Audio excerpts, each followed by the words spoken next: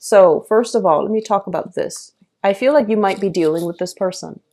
This is shown up here, so this is your energy. You're trying to convince somebody, the Queen of Wands, a fire sign, Sagittarius, Aries, or Leo, male or female. And I'm sensing for many of you, this is a mother, a father, somebody that you are trying to, you're trying to tell them like, here's what you should do. It's going to be really good for you. And I feel like they're kind of looking the other way. They're turning a blind eye. On the one hand, they understand on a very deep intuitive level that you're giving them good advice, that you're giving them, advice from the heart because you want what's best for them. But on the other hand, I feel like they're looking for a little bit more fun, a little bit more adventure, and they're not ready to hear what you have to say.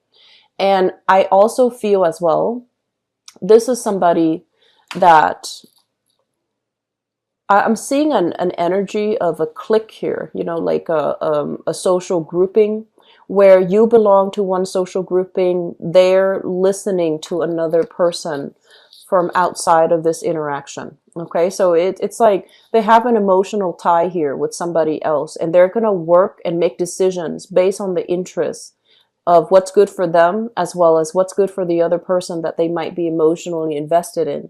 And so I want to say, like, yes, you can talk until you're blue in the face. When it comes down to making the decision, they're heavily influenced by a third party.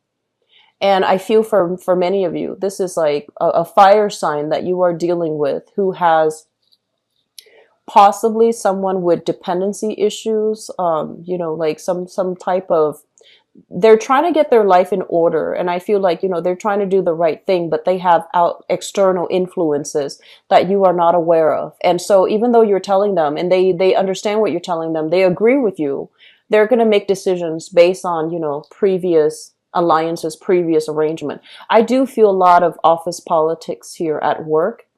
And I feel for some of you, this might be in a work environment as well. It might be like a supervisor or somebody that you're interacting with heavily in a work environment, and they're not listening to you, even though you're trying to, steer them in the right direction. You're appealing to their sense of reason. But I feel like whatever it is, it's not appealing to them on an emotional level. And that's why you might not be able to get through to them.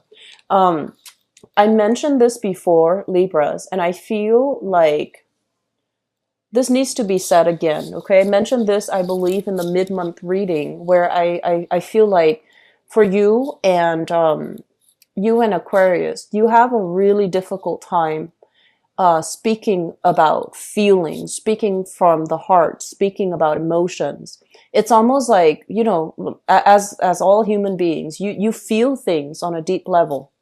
But when it comes to the way that you express things, you're very factual, you're very pragmatic, and you're very fact-based. And a lot of the times, I feel like in order to persuade people to do things that you want or to do things that is best for you, you have to put in a little bit of a human touch to it. So that basically means, hey, I'm worried about you. I'm worried about the path that you're taking because, of such and such. But more than anything, just express it in a way where it appeals to the other person emotionally. And you might be wondering, like, what exactly does that mean? What exactly does that, entail? It basically means, I feel that you should do this, blah, blah, blah, because I feel that if you do this, you will get this, blah, blah, blah. So it's basically telling them, walking through the emotional process with them. So you can still, interject with these, very, you can still do so by appealing to them intellectually, but the way that you phrase it, it has to start with, I feel sentences. I feel that, or rather than I think that, because you're very good at thinking. But when it comes to making an emotional appeal, trying to get somebody on board, you also have to, slip yourself in their shoes and figure out, what kind of person is this? How can I persuade them? What do I need to emphasize in my speech, in my sales pitch, in my argument so that I can, get them to understand that this is also in their best interest. So I feel like that's something that's coming through for this month. And I also feel like, it's if it's not handled correctly, I feel like you might not be able to achieve what you want, or you might not be able to persuade the other person from coming to your point of view, because I feel like emotionally they're already wrapped up in other things, okay? And what we have as well, we have another water sign here. So this is a Pisces, a Cancer, or a Scorpio. This is the King of Cups. Pisces, Cancer, Scorpio, Sun, Moon, or Rising, male or female. And what I feel with this person is, I do feel this is a relationship partner that you're working things through with, that you're trying to, figure out like what to do. And what I'm getting from this is, let me look at these two cards in conjunction to one another. I'm sensing that for this month, the major theme here is travel.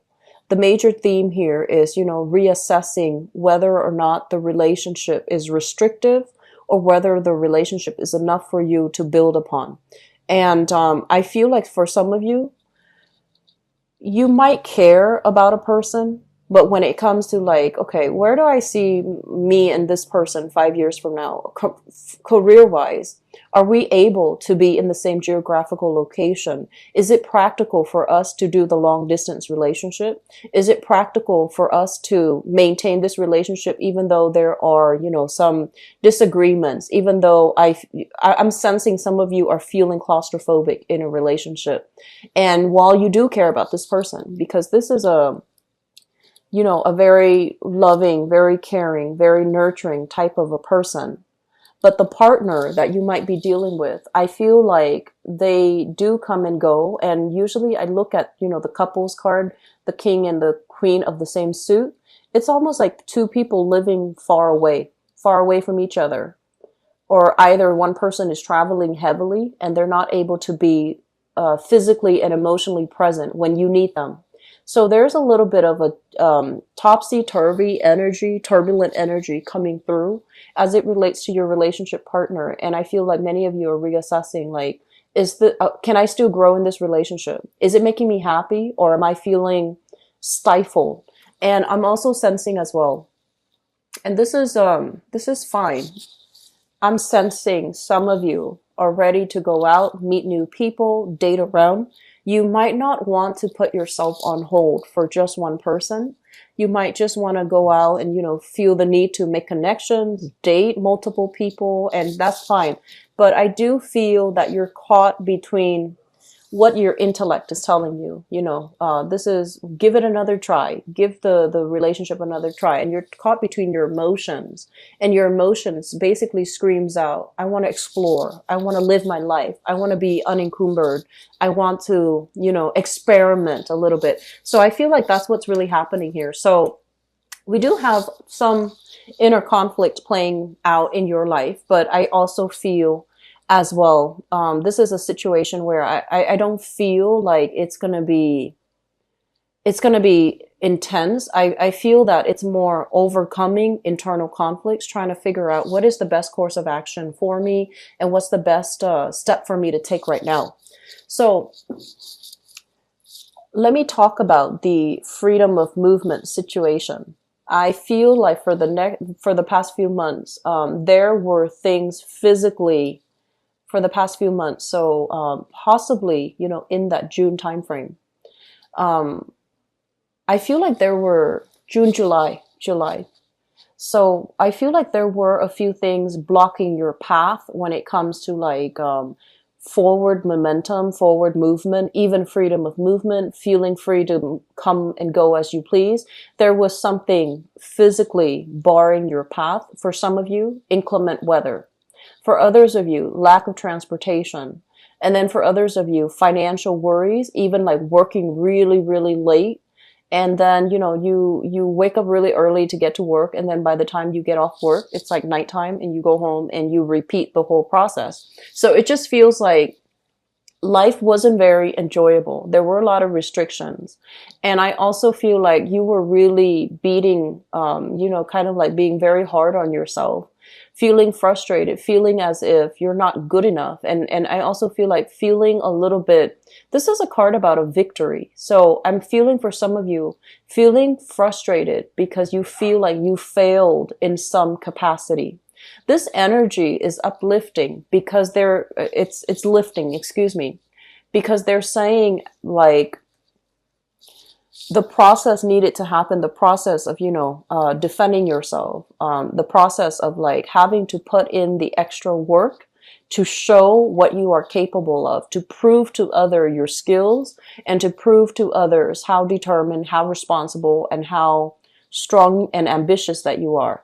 Once these things were able to be achieved, I feel like that's when progress is going to start. So I feel like some of you are in a work environment where you're starting from the bottom here with the Page of Pentacles. This is somebody starting out and they might not have all the skills. They might not be, adequately compensated based on the work that they're doing. But with it in the upright position, it basically means that it can be built upon. So right now, things are a little bit frustrating, but sooner or later, you're going to get to the space where you feel good about the contributions that you're making. You feel adequately sufficient based on the salary that you're making, and you will feel as well appreciated by the people around you. So we have some things here that you still need to work out. And I also feel like for many of you, you might have, gone from a more of like a creative field, like, art. I feel like more like liberal arts or even fine arts. And now you're finding yourself returning to work, trying to work in an environment that is very practical. It's very structured. It's a little bit rigid. And you're trying to navigate the energy, and you feel like it's a little bit claustrophobic and a little bit restrictive. Okay. So overcoming a lot of internal conflicts, I feel, is the major first step when it comes to being able to achieve, showing other people what your potentials are, what your capabilities are, what your skills are, and being able to do that before a job can come into the picture to give you exactly what you want. So we have some really strong things here, and it basically, I'm seeing this element here about overcoming indulgence, overcoming that concept of, it's almost like a lot of the times with air signs, I feel like you look at a situation, for example, you look at a job and you're just like, oh, that looks really easy. I don't really want to waste my time. But I feel like this spread is signaling to me, like starting from the ground up, building things from the ground up, making sure it is stable. So don't, turn your nose up at it. If it seems like you might need to start from the bottom to build something gradually, don't skip that step.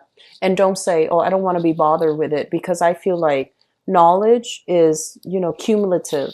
You have to do step A first in order to learn the techniques in order to do step B. So you're learning from the ground up, and it's going to be a little bit slower than you want. It's going to require a lot of patience and diligence, but more importantly, proving to other people what you're capable of, so that they can give you additional responsibilities so that you can climb your way to the top and then eventually take on more responsibilities, prove more of your skills, and have other people trust you. Okay. So we have here the star in the reverse position. And I feel like for some of you, if you are applying for like a job, a major internship, a major, like a once in a lifetime opportunity, I feel it's coming through. I feel financially, it's not going to be paying the amount that you would anticipate or you expected, okay? And I also feel like for those of you going through interview process and things, be very, very careful with this energy. So this is an energy about, yes, they know you're smart, and that's why they call you in for an interview. They know you're qualified. However, they need to know as well that you are relatable. They need to know as well that you are able to get along with everybody. And this is not so much a problem for you, Libras, but I feel some of you out there, you might take on this air where you want to show your skills and your expertise. You want to show your technical knowledge, but they might find that you are a little bit like less approachable than the next candidate who's really relatable, who's really nice, who's really like, bubbly. Okay, so we have a situation where it's like I see one position and then I see multiple people applying for that position because like it's converging as well. So just keep that in mind.